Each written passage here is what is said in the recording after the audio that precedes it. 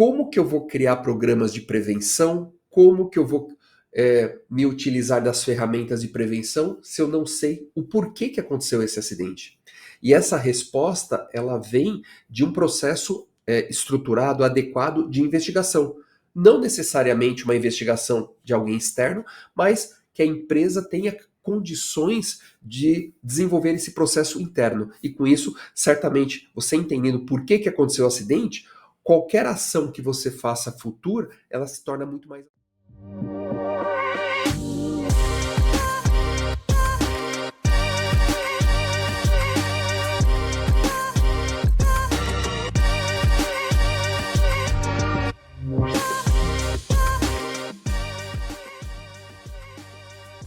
Treinamento de motoristas normalmente são baseados em normas, estatísticas e boas práticas. Mas e se eles fossem construídos a partir da sua realidade? Hoje nós vamos conversar com um especialista que analisa acidentes e entende na prática onde está o erro e como evitá-los. Seja muito bem-vindo ao podcast do Gestor de Frotas. Meu nome é Marley Abed, sou coordenador de marketing aqui da Infleet. Estou com o Flávio Oliveira.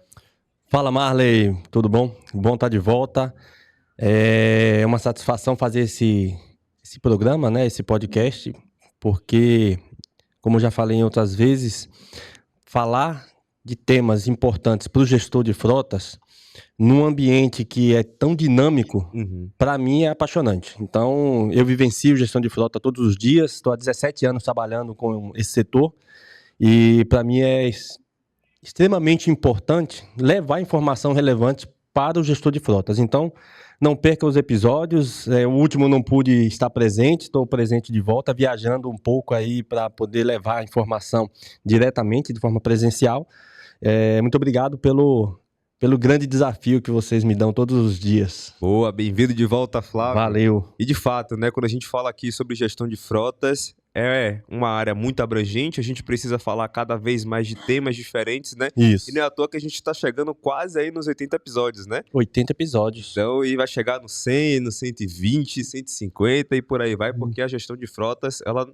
né, é muita coisa para se limitar a 1 hora aqui de episódio que a gente normalmente grava. E dinâmica, não é? Muito dinâmico. Hoje o que está acontecendo é uma coisa, amanhã já acontece outra. Está surgindo aí agora a inteligência artificial que vai trazer uma série gigantesca de abordagens em várias áreas da gestão de frotas. Eletrificação da frota A também, eletrificação da frota, o futuro, a descarbonização, a multimodalidade do transporte, tudo isso vai ser inserido em temas que a gente precisa estar abordando, visualizando, entendendo qual é o futuro da gestão de frotas.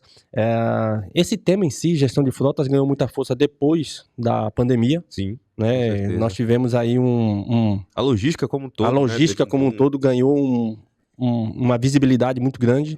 E falar sobre esses temas com essa dinâmica tão grande é muito importante. Hoje nós já temos, né, cursos falando sobre gestão de frotas, voltado para a gestão de frotas, e é importante que cada vez mais o profissional esteja capacitado para esse ambiente, que é gigantesco, né? Eu costumo dizer que não é só um assunto, é um ecossistema inteiro que fala, né? Nós temos empresas especializadas para cuidar de pneu, só para a gente ter ideia.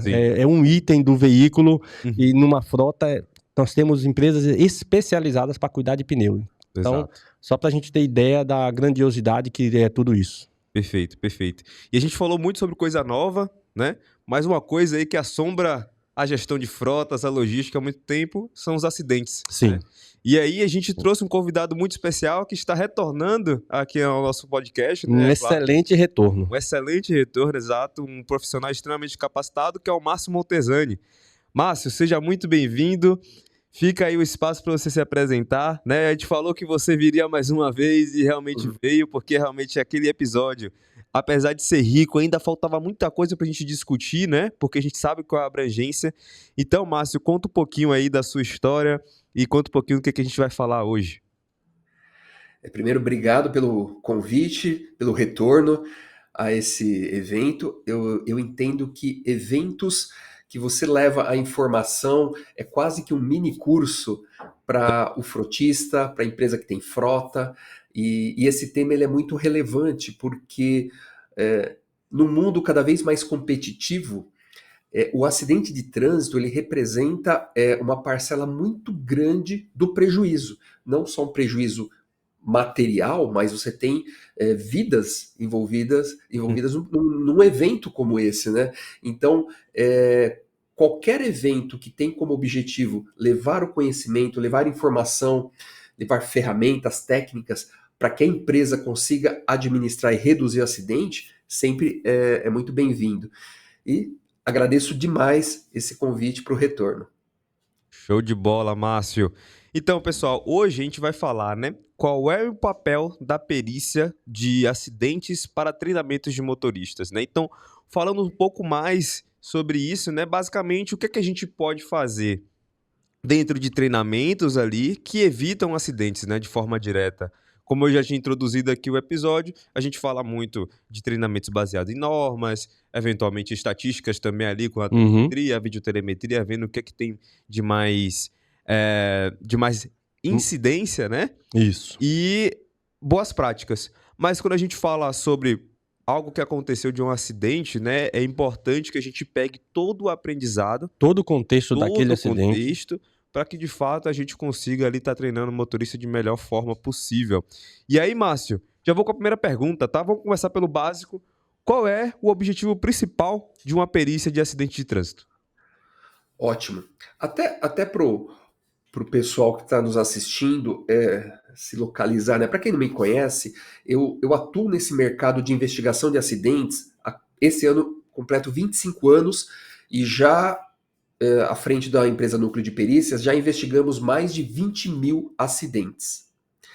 E esse tema ele é muito relevante, porque cada vez mais a perícia ela é vista, não só a perícia, mas o conhecimento de um processo de investigação de um acidente, cada vez mais é visto como uma necessidade do mercado. Por quê? Como que eu vou criar programas de prevenção? Como que eu vou me utilizar das ferramentas de prevenção se eu não sei o porquê que aconteceu esse acidente? E essa resposta, ela vem de um processo estruturado, adequado de investigação. Não necessariamente uma investigação de alguém externo, mas que a empresa tenha condições de desenvolver esse processo interno. E com isso, certamente, você entendendo por que aconteceu o acidente, qualquer ação que você faça futura, ela se torna muito mais assertiva. Maravilha. Eu tenho, andando pelas empresas por onde a gente tem trabalhado, eu tenho visto realmente alguns gestores sofrendo porque não faz levantamento de dados relacionados a acidentes e não prezam pelo treinamento dos seus funcionários com relação àquilo que é a realidade, como você falou. O treinamento conforme a realidade da empresa. Só um exemplo simples, para quem é motorista de ônibus sabe, né, motorista de veículo de grande porte sabe, que ao entrar em uma esquina, numa curva, fazer uma conversão, há ali, para o motorista, um local que a gente chama de ponto cego. Isso serve para uma conversão, serve para uma mudança de faixa. E treinar os motoristas para que eles entendam que existe ali um ponto cego e usar a tecnologia, aí a gente está falando da melhoria dos próprios espelhos retrovisores. Inclusive, algumas empresas já estão usando até câmeras laterais para poder monitorar de forma mais ampla a lateral do veículo de grande porte. Treinar o motorista para que ele entenda que existe aquele ponto cego e que ele possa, ao realizar uma conversão, uma mudança de faixa de maneira mais sucinta, mais adequada, com mais cuidado, é fundamental para quem trabalha com grande porte. E se você abrir a internet aí, acidente em ponto cego, você vai ver um monte de vídeo mostrando veículos se envolvendo em acidente com ponto cego. E aí a gente tem não só o motorista de grande porte, como o motorista de pequeno porte, que se coloca no ponto cego. Sim, E é engraçado a gente ver que a necessidade, eu estou falando de um único ponto, e aí o Márcio deve ter uma quantidade de pontos para exemplificar, como a gente precisa treinar os nossos motoristas para entender os acidentes que acontecem e como evitá-los. É sobre isso que a gente está falando. Exatamente. E aí, Márcio, uma dúvida que me ficou aqui, né? sobre esse ponto é como é que é de fato o processo de investigação de um acidente, né? Eu acho que muitas empresas aqui que vão estar ouvindo a gente provavelmente estão fora desse padrão, né, desse processo ideal de investigação de acidente. Muitos nem investigam, né, de Verdade, fato. verdade. Sabem que aconteceu o acidente e vai ter que depois tomar as medidas para resolver esse acidente, né, de alguma forma, mas não deve seguir o processo ideal. E Então, tem um ponto que é agravante. Um ponto agravante com relação à investigação de acidente é que precisa-se muito da intervenção do motorista ali no momento.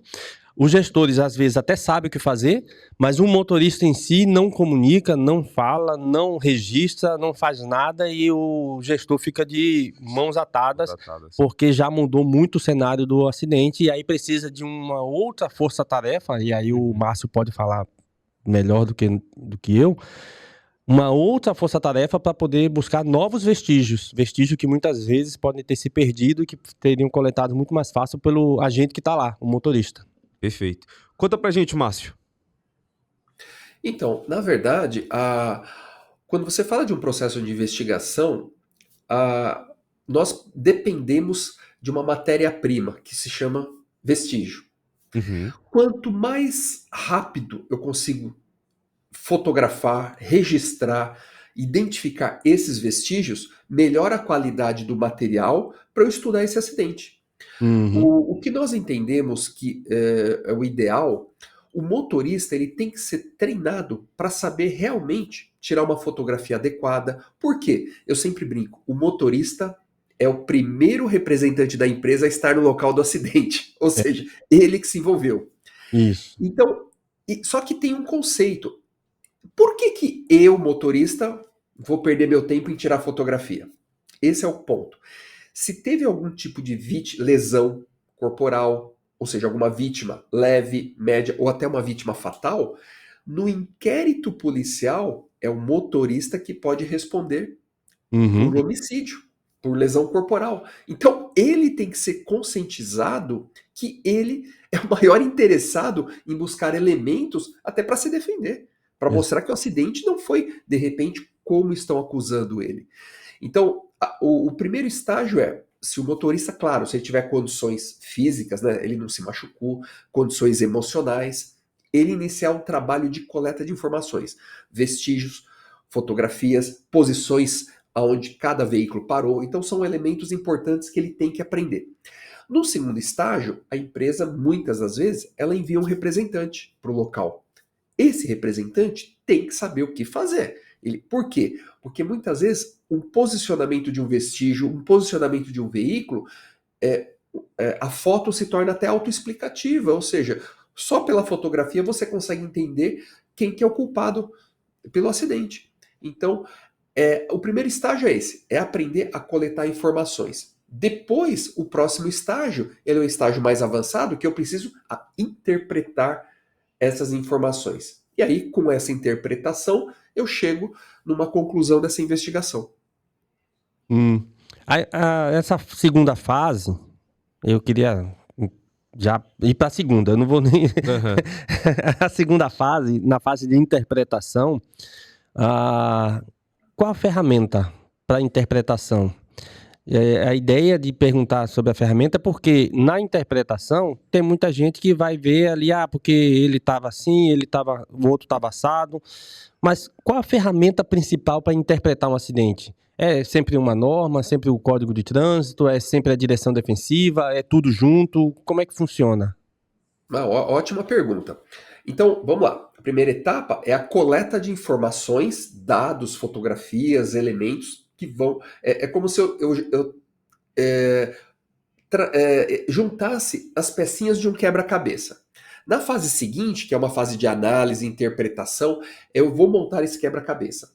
Então, com base nessas informações coletadas, fotografias, eu vou me utilizar de informações complementares. Por exemplo, eu vou relatórios do rastreamento, da telemetria, eu vou ter dados.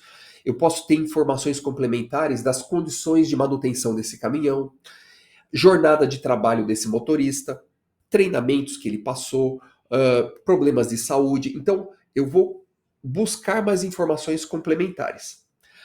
Com tudo isso, o que é importante? É claro que é importante esse profissional que vai trabalhar nessa análise, é claro, é importante ele ter um conhecimento sobre processos de investigação, que isso vai ajudar muito. Mas o que colabora muito é que não seja uma única pessoa a analisar e concluir sobre a causa determinante desse acidente. O importante é ter um comitê, eu chamo de multidisciplinar. O que é isso? Eu tenho uma pessoa que de repente ela lida com os acidentes da empresa, eu vou ter alguém da manutenção, então qualquer problema relacionado ao veículo, ele pode opinar. Eu vou ter alguém da frota, eu posso ter alguém, um advogado interno ou advogado externo, para nos posicionar sobre a legislação. Então, ou seja, é uma análise multidisciplinar. Então, cada profissional com sua experiência vai colaborar nesse processo de investigação. Então, o final da investigação é muito mais assertiva, porque você tem visão de vários profissionais que atuam de forma direta ou indireta com o transporte. Eu achei ótima a analogia do quebra-cabeça, né? Porque ele falou de outros pontos, né? Eu pensei na legislação, direção defensiva, análise de conhecimento mesmo de quem vai analisar, mas ele já falou do multidisciplinar, né? Da pessoa da manutenção, que pode falar a respeito da saúde do veículo, de como é que estava a manutenção do veículo, a pessoa relacionada muitas vezes a área de segurança do trabalho, a pessoa relacionada à instrução de direção defensiva. Essa parte do quebra-cabeça não é nem montada por uma só pessoa, né? É montada a muitas mãos. Exato. Que eu não tinha pensado ainda nessa parte de análise do acidente. É uma parte que para mim não é nem que seja novo, né? Porque a gente... Sabe, ali no dia a dia... Acho que no dia a dia a gente até faz isso, mas não como processo. Não como processo, exato. Né? Como uma etapa após a outra, né? Não é estabelecido, a gente treinou todo mundo, coletou os dados, coletou os vestígios, e depois, o que é que a gente vai fazer com isso? Geralmente vai para uma pessoa que vai ser a responsável e ele vai só falando ali com os outros, falando de forma intuitiva, mas não como processo. Junta todo mundo aqui, o que aconteceu foi isso, foi com esse veículo, foi com esse motorista, traz o motorista aqui para ele corroborar com o que foi dito aqui, com o relato dele, vamos ver se foi isso mesmo, vamos ver se entra em contradição. Muito bacana mesmo. Eu tô aprendendo demais. E assim, dá para ver que provavelmente muitas empresas elas não têm esse processo, né? Elas não querem pensar sobre ter um acidente na frota delas, né? Parece que dói, né? Pensar, tratar o acidente. Não é para ter acidente. Não é para ter acidente. Né? Beleza, esse é o espírito mesmo. Mas e aí, quando tem? Pois é. Faz o quê? Não tem esse processo bem estabelecido. Exato. Né? E aí, Márcio, o que me ficou de curiosidade aqui, né? Quais são os erros mais comuns, mais recorrentes, que você vê que acontece nessa questão de acidentes de trânsito nas empresas que você acaba fazendo essa investigação, ou nos acidentes como um todo, né? A gente tem o Atlas da Acidentalidade do Trânsito Brasileiro, né? Que há alguns anos ele fala sobre que os maiores motivos acabam sendo a questão de excesso de velocidade, distração ali durante a condução. Mas o que é que você mais vê, Márcio? Eu fiquei curioso. Olha, é muito interessante quando você analisa o processo de investigação, de modo geral, das empresas, existe uma tendência de culpar o motorista. A parte mais fraca do processo. E isso é muito perigoso, porque não necessariamente ele foi o culpado. Só que muitas vezes a carência de dados, de informações coletadas, sobra o motorista. Então, análises erradas, você culpando a parte mais frágil do processo, que é o motorista. Isso acontece muito. Outro ponto, quando você não tem uma equipe multidisciplinar, você corre um grande risco. Por exemplo, eu sou responsável por analisar acidente da empresa e eu sou o gerente de manutenção. Qual a chance do meu relatório ser concluído como falha da minha área? Eu não troquei as lonas, então o problema foi de freio e matou 5 pessoas. A culpa foi do meu departamento. Qual a chance? Oh, meu Deus. Entendeu? Ou área de frotas, que o gerente de frotas tem que entregar, fazer o motorista virar à noite para entregar, porque senão a multa é muito elevada. E ele dormiu no volante. Quando que esse gerente vai assumir que ele que fez o motorista virar à noite porque tinha que chegar lá a tal horário? Quando que ele vai assumir que a culpa foi o excesso de jornada? Então, o fato de ter uma equipe multidisciplinar é muito interessante, porque você vai ter pessoas de outras áreas apontando até possíveis irregularidades de alguma outra área. Então, esse conceito é muito interessante. Então, vamos dizer, os principais problemas que eu vejo é isso: apontar para o motorista, por quê? Eu não sei por que foi qual é a causa desse acidente. Então, a culpa é do motorista, é mais fácil. Ou você ter esconder uma verdade, porque pode direcionar para a sua área. Então, isso, vamos dizer, são problemas de processos. Agora, na prática, o acidente de trânsito, o Flávio tocou num ponto muito interessante. Tem um grande volume de acidentes decorrentes de ponto cego. Uhum. Por quê? O motorista de um veículo pesado, um ônibus, um caminhão, aos olhos da justiça, ele tem aquele título, motorista profissional. Então, ele assume toda a responsabilidade por esse tipo de acidente que acontece no ponto cego. Por quê? Ele foi treinado, capacitado para saber que o veículo dele, que é um veículo mais extenso, tem um ponto cego. Então ele tem que ter essa consciência. Os outros motoristas, em tese, teriam que ter essa consciência, mas eles acabam sendo enquadrados como vítima de uma deficiência do motorista profissional. Exato. Então, esse tipo de ponto cego é uma situação muito comum. Outro tipo de problema são colisões traseiras. E aí onde muitas vezes apontam-se o erro ao motorista. Poxa, se você mantesse uma distância de segurança, não ia acontecer esse acidente, você ia conseguir frear. Só que qual é a desculpa não, a reclamação dos motoristas? Eu até mantenho uma distância, 2, 3 veículos na minha frente para ter essa distância. O que acontece? Sempre alguém entra na minha frente porque tem um espaço para ele se posicionar. Então, no momento que ele se posiciona, diminui a distância e acaba tendo a colisão. E aí é uma colisão traseira em que o motorista é responsabilizado. Então, e aí que é o grande problema. Aponta-se a responsabilidade para o motorista. Só que ele fez tudo certo. O da frente que entrou no meio e acabou freando e ele não teve tempo. Então são situações que são muito comuns e o motorista muitas vezes ele é injustiçado por causa desse cenário, né? Pode falar. Pode seguir, por favor. Outra situação que é muito interessante porque às vezes a empresa ela não dá devida atenção para os dados de telemetria.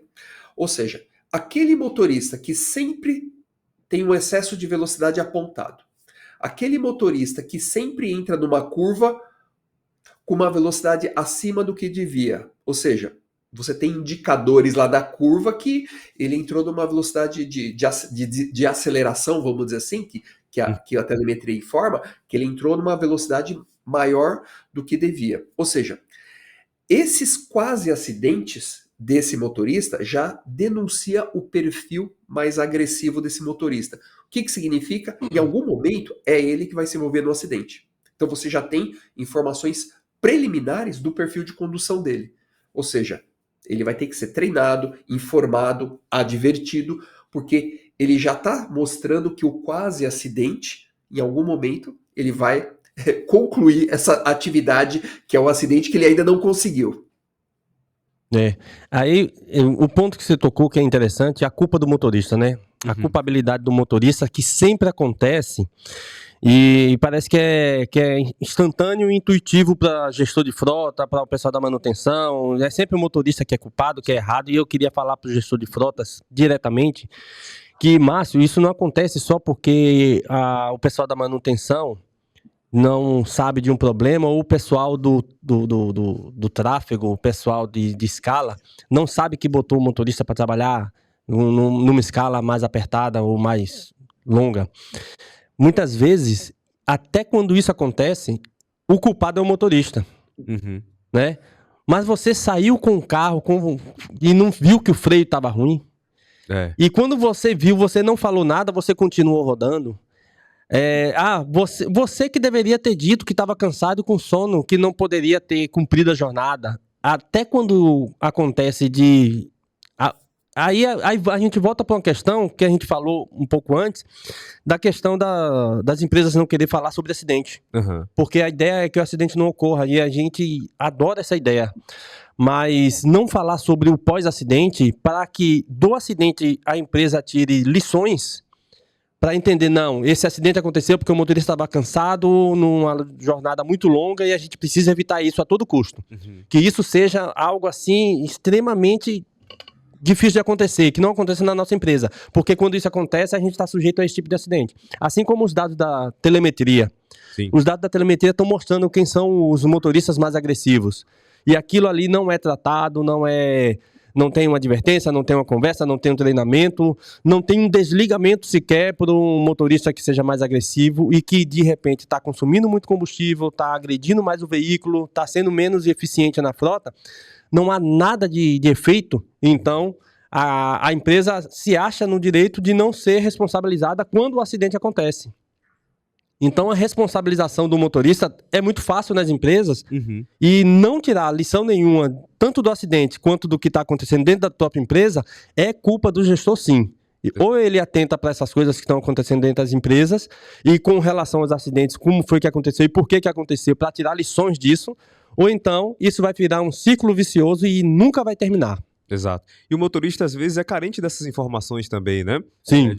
O que eu posso Fazer para melhorar. fazer para melhorar, ou até fazer o que é que eu posso fazer para tirar a culpa de mim, né?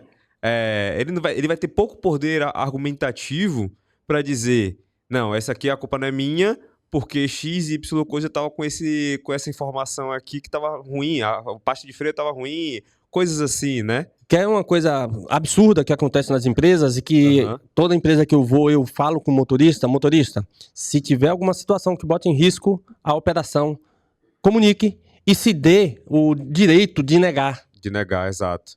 Não vá. Aham. Não coloque a sua vida e a vida de outros em risco, porque não é só a sua vida, não é só a carga, não é só o veículo, não, é a vida do trânsito que está em risco. Exato. Então eu falo com o motorista que você é responsável. Para você tirar uma habilitação, você tem que ser penalmente imputável. Uhum. Então não dá para esperar que você, motorista, se responsabilize por todo o risco que a empresa está colocando você. Perfeito. Então, esse ponto que você falou muito comigo, porque eu vivencio isso todos os dias, Márcio. Na verdade, o que você falou, e né, principalmente você vivencia isso diretamente lá dentro da empresa. O que eu vejo é assim, a gente está falando para os gestores, né, sobre esse assunto nosso. Mas o que é mais importante, eu vejo, é falar para o gestor do gestor. É o que manda no negócio. Por quê? Se você pensar no dia a dia, o motorista ele depende do emprego dele, como todos nós dependemos do rendimento aí mensal. Como que eu vou falar para o meu responsável direto? Olha, eu não vou fazer essa viagem não. Então, esse que é o grande problema. A empresa tem que criar uma política mais ampla, vindo lá de cima, Uhum. que consiga tranquilamente ter a liberdade de falar: o freio está ruim, eu não vou com esse veículo enquanto você não arrumar. Perfeito. Eu não dormi bem à noite, então eu passei mal, dormi pouco, eu não me sinto em condições de pegar esse veículo, esse caminhão, esse ônibus e fazer tantas horas de viagem. Eu não me sinto bem. Então, poucas empresas têm essa política que vem de cima para baixo, mas de uma forma que seja tranquilo ele fazer esse comunicado. E a gente sabe que na prática não é tranquilo. Ele jamais falaria isso para o responsável direto, que ele dormiu mal, ele não está em condições.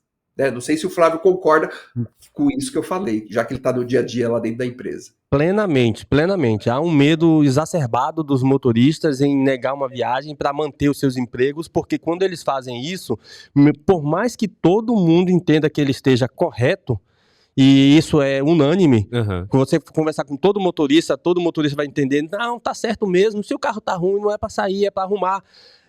Por mais que todo mundo saiba que ele esteja certo, a gente tem uma parcela muito pequena dos motoristas que realmente colocam a cara a tapa. Sim. Dá a cara para bater. E não por culpa deles, né? E não por culpa deles. Ou próprio É porque realmente quando um faz isso, existe uma outra parcela, principalmente da parte que vem gerencial, na parte de gestores, que vai apontar esse cidadão como preguiçoso, como um cara que não quer trabalhar, como um cara que está querendo dificultar as coisas. Muitas vezes é um número que não foi, que não tá batendo a meta, Exato. uma entrega que não foi feita, né? Não é nem traduzindo fora do isso prazo. ao humano, né? Não. Muitas vezes é um indicador. Então, entrega não realizada, ou tempo de entrega acima. Isso. Né? Então, tudo isso é olhado até de uma forma não humana, né? Exato. Só dados. Só dados. Só exato. dados. Os dados a gente sabe que é importante, é extremamente importante, mas e a condição humana? Como é que fica nessa história toda? Nós não temos veículos autônomos, nós temos veículos dirigidos por pessoas. Exato. Que sentem sono, que têm crianças, muitas vezes, que passam a noite em claro porque criança está doente. Ficam doentes que também. ficam doentes também, sabe? Que tem medo do risco de perder o emprego, que tem medo do risco de um acidente, não se acidenta porque quer. Então, assim, é uma série de situações que aí o Márcio foi perfeito na colocação, tem que vir de cima para baixo, não tem jeito. Tem que ser criada uma cultura de segurança, né? Verdade. Porque quando a gente fala aqui, a gente introduziu até o tema falando sobre acidentes e o que a gente pode fazer em relação a treinamento de motoristas, mas o acidente ele vira uma escola para toda a gestão, né? Todo mundo da empresa. Não é só o motorista ali que ele vai ser ajustado quanto ao modo de direção, né? Mas ao todo, ao processo de investigação, a uma cultura de segurança, a adesão de ferramentas, né? Então, até queria ouvir de você, Márcio, um pouco sobre isso, né? O que é que normalmente tem que ficar de ensinamento após um acidente para essas empresas?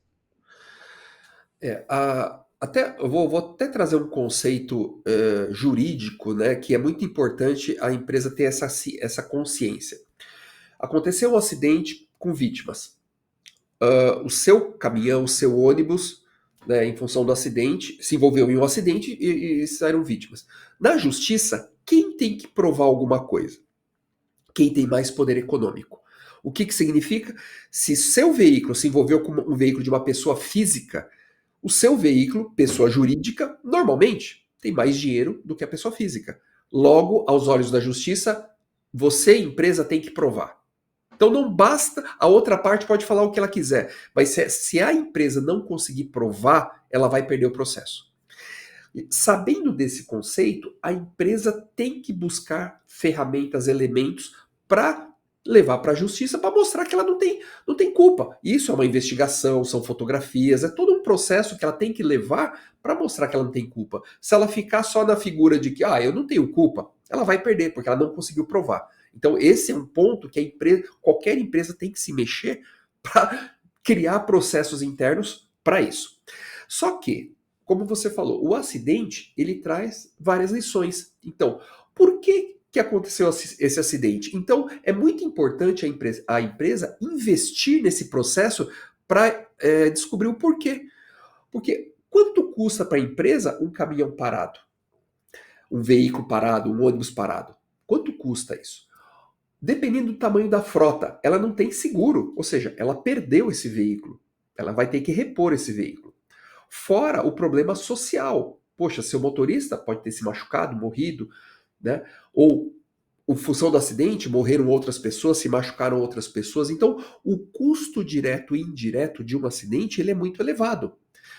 E aí o que vai acontecer com esse acidente? Você pode penalizar, de repente, a sua pólice de seguro. Se a empresa tem seguro, você vai penalizar com isso. Você vai ter o prejuízo direto da sua operação.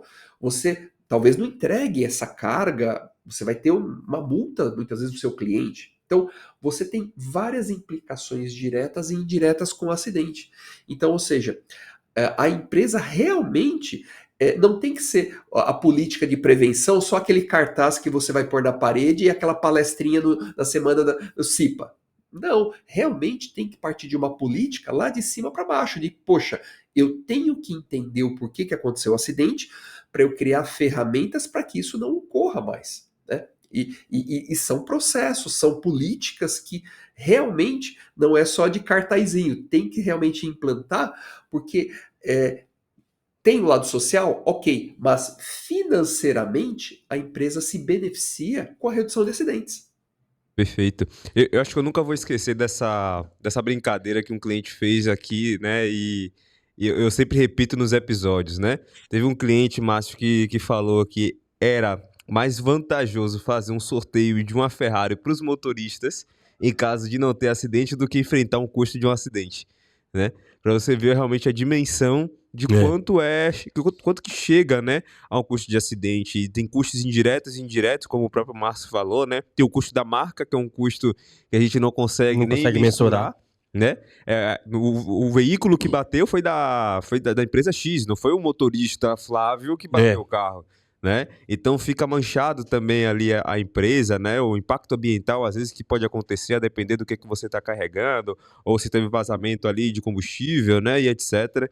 Então a gente sempre acaba indo para esse lado do custo alto de acidente. E aí, Márcio, sobre essa política, cultura de segurança, queria ouvir de você, né? Quais boas práticas você entende que é interessante que as empresas apliquem, seja ela para prevenir acidentes, caso ela nunca tenha tido acidentes, ou caso ela tenha tido algum acidente e passou a ter que mudar a realidade ali. Tá. Eu tenho um conceito, né, seja nos nossos treinamentos, consultorias, que quem sabe da solução é a própria empresa. Quem entende das características de condução de um ônibus articulado, quem mais entende da dinâmica é o motorista. Quem mais entende de transporte de cargas elevadas que você pode tomar numa curva é o motorista.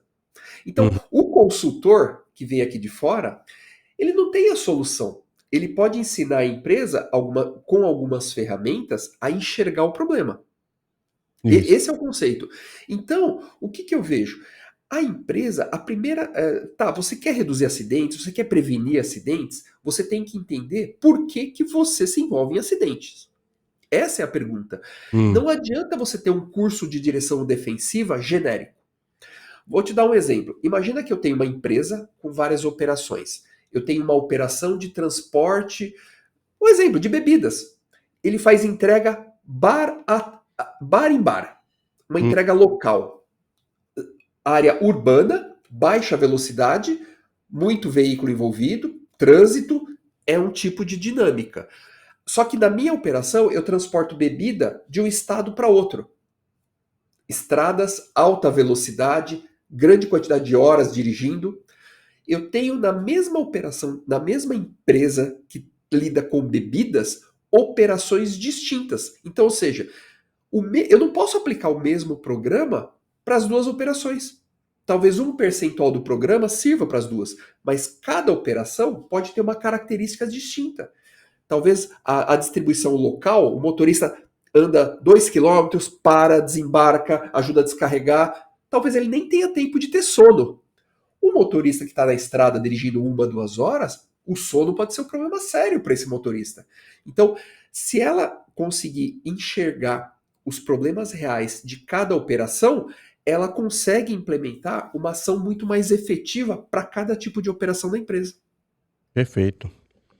Perfeito. E aí, eu queria complementar essa fala com o que as empresas precisam fazer num passo a passo. A empresa mal faz investigação dos acidentes que acontecem. Vamos falar de uma empresa que está iniciando, poucos recursos processuais, administrativos, e está iniciando e quer implantar num passo a passo, numa escala de tempo, né? O que fazer primeiro, né? Qual é a primeira ação que uma empresa precisa ter com relação não só à investigação, mas à implementação de um processo bacana de investigação e de treinamento do antes do acidente, do durante, né? Aconteceu o acidente, o que fazer, e depois do acidente, o que fazer com tudo aquilo. Você já tem isso montado, Márcio? Sim.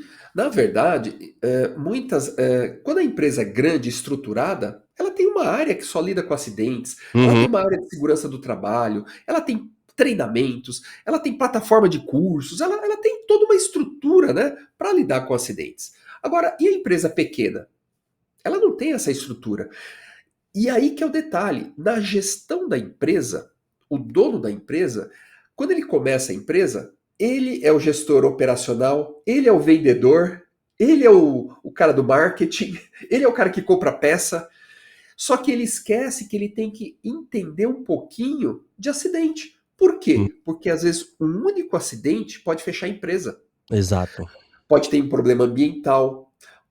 Imagina uma empresa de ônibus, quantas vidas ele está carregando? Um É. único acidente pode significar 20, 30 processos. A falência de Será uma. que a empresa suporta um único acidente? Então, ou seja, ele se preocupa em vários pilares da empresa, vários pilares do negócio de transporte. Só que tem um pilarzinho aqui, que é o acidente, que é como se fosse assim, ele está equilibrando vários pilares aqui. Só que tem um pilar aqui que sustenta todo mundo, que é entender de acidente. Se esse pilar romper, ele perde o negócio dele. Imagina. Só que eu não digo que é falta de informação, ele não tem o grau de consciência sobre a importância dele entender sobre o processo de investigação. Quando ele entende, muitas vezes o processo é muito simples. Poxa, eu preciso pôr um formulário na cabine do meu caminhão para ele coletar dados. Eu vou pôr uma lista de fotografias que ele tem que tirar, uma lista de vídeos que ele tem que fazer. É só isso. Ou seja, qualquer motorista, qualquer pessoa que vai para o local tendo acesso a essa informação, esse checklist, vamos dizer assim, ele vai coletar tudo que precisa de um acidente, tirar todas as fotografias necessárias, fazer todos os vídeos, ou seja, toda a coleta daquelas pecinhas do quebra-cabeça, ele conseguiu implementar na empresa dele, mesmo sendo pequenininho. Maravilha. Maravilha. Boa. E aí, Márcio, em sua experiência, né, como os resultados de uma perícia eles podem ser usados para reeducar motoristas, né? Porque a gente acabou entrando em vários pontos aqui sobre a gestão da empresa, etc. E a gente saiu um pouquinho sobre aquele tema inicial dos motoristas, né? E aí, Márcio, eu queria entender, né, como é que os resultados dentro de uma perícia ela pode estar reeducando os motoristas na operação. Perfeito. Vamos pensar assim, no processo de investigação da perícia, identificamos que, de repente, existe um fator velocidade, existe um fator de o motorista estava muito próximo do veículo da frente. Então, ou seja, informações extraídas da investigação que apontem para um problema comportamental do motorista, isso você já entendeu qual é o problema comportamental. E aí você reverte isso em informação, treinamento, né, palestras. Por quê? Você mostra que um perfil de acidentes da empresa são ocasionados por um problema comportamental, um problema relacionado ao motorista. Então, você só consegue ser assertivo no treinamento, por quê? Você não está simplesmente dando um treinamento comportamental, você está mostrando o porquê que você está dando esse treinamento, porque alguns acidentes evidenciaram esse comportamento. Então você está trazendo uma situação real para eles, de acidentes que realmente aconteceram na empresa e que levaram como causa determinante problemas comportamentais. É onde você justifica o treinamento e traz cases reais. Perfeito. Até baseado no nosso produto, né, de videotelemetria, que acaba investigando ali comportamentos de risco durante a condução do motorista, né, a gente teve até um case de sucesso Perfeito. com a DBK, né, de uma redução de 83% de uso de celular, 82% de excesso de velocidade, né, e ao mesmo tempo que a câmera identifica, ela fala diretamente, né, com o motorista, para que ele corrija aquela atitude de risco, né. E o que é que você acha sobre essa tecnologia, Márcio? A videotelemetria, né, que vem como um avanço da telemetria e acaba sendo um grande amigo, né, da redução de acidentes, Perfeito. da prevenção de acidentes. Olha, eu acho que essa evolução ela é muito bem-vinda e realmente eu diria que ela até demorou para chegar, mas demorou não, talvez ela existia, mas as empresas sempre acharam que de repente pode ser um investimento um pouco mais elevado do que não ter, né? Mas o que eu vejo de muito importante? Se você analisar alguns sistemas de telemetria, que é normal, você tem o painelzinho que ele tem que digitar alguma coisa lá. Muitas vezes ele tem que digitar ou apontar alguma situação em movimento. Imagina o desvio, né, da sua visão, você não está prestando atenção para operar o equipamento. Então, quando você leva para o equipamento em que ele está ouvindo a mensagem, a situação, ou seja, você eliminou uma situação de risco que é uma distração. Então ele veio muito você certamente vai reduzir muito o acidente só pelo fato de ser o sistema interagir com o motorista sem que ele precise interagir com o equipamento. Perfeito. Márcio, eu acho que a gente vai ter que até fazer um segundo episódio, um terceiro episódio, né? Porque é muito conteúdo e o tempo passa rápido, a gente acaba não falando de tudo que a gente tem dentro dessa área, né? É muito, muito amplo. Eu queria dizer que Márcio foi meu professor no curso de perícia avançada em acidente de trânsito, e eu acho que eu fui um bom pentelho, né, pro Márcio, porque tudo que ele falava, eu estava no auge da telemetria, atuando com implantação de projeto de telemetria, e eu acho que eu fui um pentelho porque tudo que ele falava de investigação, eu falei, isso aí dá para fazer com telemetria. Isso aí também a gente consegue... Aí ele olhou para mim assim e falou, daqui a pouco você vai dizer que não precisa mais de perito. E aí ele começou a apontar tanta coisa que o perito faz. Meu irmão, foi muito rico. Eu acho que foi bom ser pentelho, porque ele chegou e aprofundou o assunto de perícia assim, de uma maneira assim espetacular. Obrigado, viu, Márcio? Você foi excelente. Mas isso que é importante. Eu acho que o questionamento, é por isso que eu gosto de dar cursos, porque você não só transmite um pouco do que você sabe, mas você aprende, você se obriga a aprender mais, porque muitas vezes você recebe uma informação nova e aí você fala, poxa, isso aí eu não sabia. Então você também começa a evoluir, né, quando você está lá na frente levando um pouquinho do conhecimento. Mas eu acho que essa troca foi muito importante, porque olha só, estamos aqui e fico feliz de você ter me convidado para estar aqui nesse evento. Valeu, foi bom demais. Legal. Márcio, deixa um recadinho final aí para as pessoas que estão ouvindo a gente e que estão aí enfrentando ou têm medo de enfrentar, né, um acidente, e a sua dica pode ser muito valiosa para essas pessoas. Como eu comentei, eu quero que cada empresa, cada gestor preste atenção e entender por que aconteceu o acidente. E não só olhar o prejuízo que você teve que acionar o seguro, o porquê que aconteceu esse acidente. Porque você tem que extrair lições para que outro acidente maior que pode acontecer não leve sua empresa para uma situação difícil. Então, assim como você dá atenção a comprar pneu mais barato, a manutenção, a conseguir o frete melhor, conseguir um contrato com valores melhores, mas dê atenção a esse pilar que é a investigação de acidentes. Porque com essa informação que você vai retroalimentar seu sistema, vai te ajudar a evitar acidentes, a prevenir acidentes, e certamente você no final, o que você está interessado é o seu resultado final. Certamente você vai ter um resultado melhor porque você deu atenção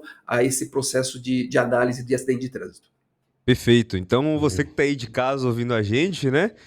Já utiliza essa dica aí, já vai no núcleo de perícia do próprio Márcio Moltesani aqui que está falando com a gente, e também já coloca a videotelemetria na sua frota, que é o combo perfeito para reduzir e prevenir acidentes aí no dia a dia. Então, Márcio, eu queria agradecer demais aí sua presença, muito obrigado por ter aceitado o convite, estar aqui compartilhando o seu grande conhecimento de perícia, né, de acidentes aqui com a gente e com os nossos ouvintes aqui de casa. Queria agradecer também demais sua presença que ficou aqui até o final com a gente. Se inscreva no canal, né? Deixa aqui seu like, seu comentário, compartilhe esse conteúdo com alguém que você acha que pode ser relevante. É isso, até a próxima e tchau, tchau.